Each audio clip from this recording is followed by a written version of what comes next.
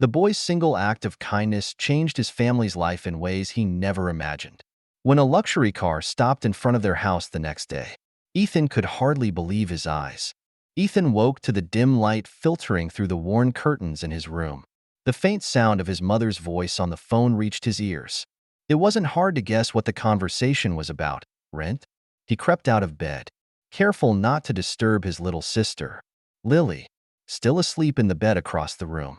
The floorboards creaked softly under his feet as he made his way to the narrow kitchen. His mom, Claire, stood with her back to him, her shoulders tense as she ended the call. Ethan pretended not to notice and busied himself making his lunch.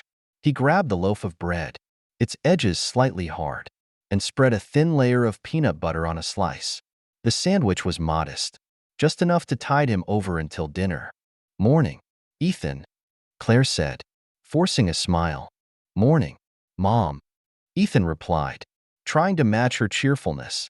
But the worry in the air was unmistakable.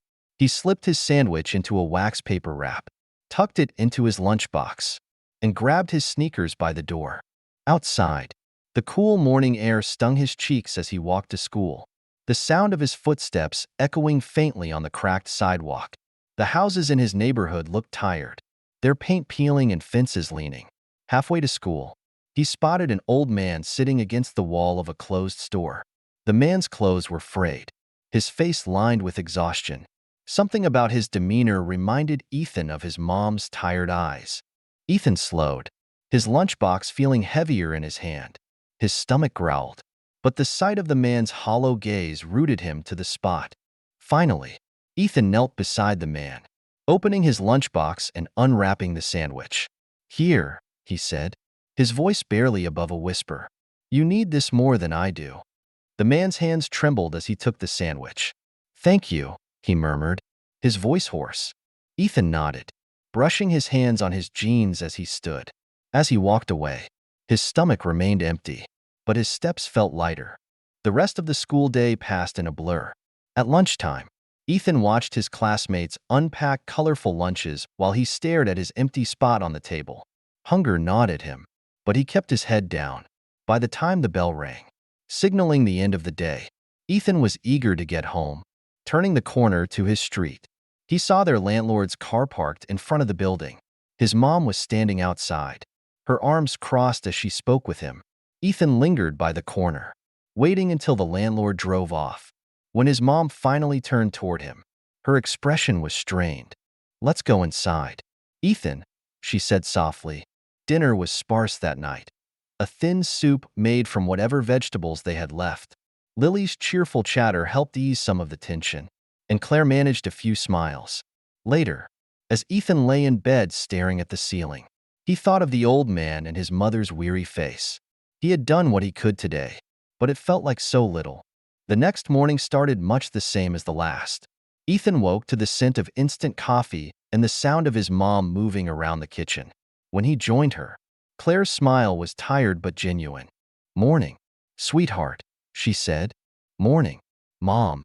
Ethan reached for the bread, making 2 slices of toast for breakfast. They ate quickly, and Claire squeezed Ethan's shoulder as he grabbed his bag. "Be careful out there." "Okay." On his way to school, Ethan's mind drifted to the landlord's warning. Their time to catch up on rent was running out, and the weight of that reality sat heavily on his chest. He walked faster, eager to escape his thoughts. When Ethan returned home after school, he spotted an unfamiliar car parked outside. It was sleek and polished, a stark contrast to their modest neighborhood. As Ethan approached, the car door opened, and a man in a sharp suit stepped out. Ethan froze. It was the old man he had given his sandwich to, but he looked entirely different now. His clothes were clean, his face shaven, and his posture confident. "Ethan, right?" the man asked, his voice warm. Ethan nodded slowly. "Yeah, what are you doing here?" The man's smile widened. "I wanted to thank you for what you did yesterday. You didn't have much, but you still chose to share.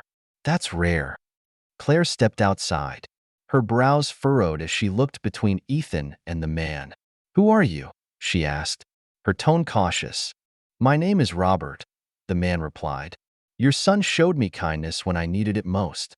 I'd like to repay that kindness if you'll let me. Claire crossed her arms. Skeptical. Repay? How? Robert gestured toward the car. I'd like to help your family. Sponsorship for Ethan's education. Support with finding stable work for you. Whatever I can do to make a difference. The silence that followed was heavy with disbelief. Finally, Claire cleared her throat. We will think about it, she said, her voice shaky.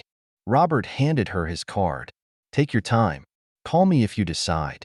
As Robert drove away, Claire stared at the card, her expression a mix of hope and fear. Ethan stood beside her, unsure of what to say. That night, they talked about Robert's offer.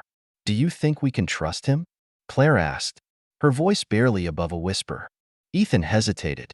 I don't know, but maybe this is the chance we need. Mom. Claire nodded slowly, clutching the card in her hand. Maybe, she murmured. The days that followed brought cautious optimism. Claire decided to call Robert, and soon their lives began to change. Robert's resources opened doors they never thought possible. He helped Claire enroll in job training programs and arranged for Ethan to join an after-school program focused on leadership and community service. At school, Ethan felt a newfound sense of purpose. He attended the program with enthusiasm, forming bonds with other kids who shared similar struggles. Together, they worked on projects to give back to their community, inspired by Ethan's own story of kindness. One evening, Claire returned home with news that her training had led to a job offer. Her smile was brighter than Ethan had ever seen, and they celebrated with a simple dinner that felt like a feast. Ethan lay in bed that night, reflecting on how far they'd come.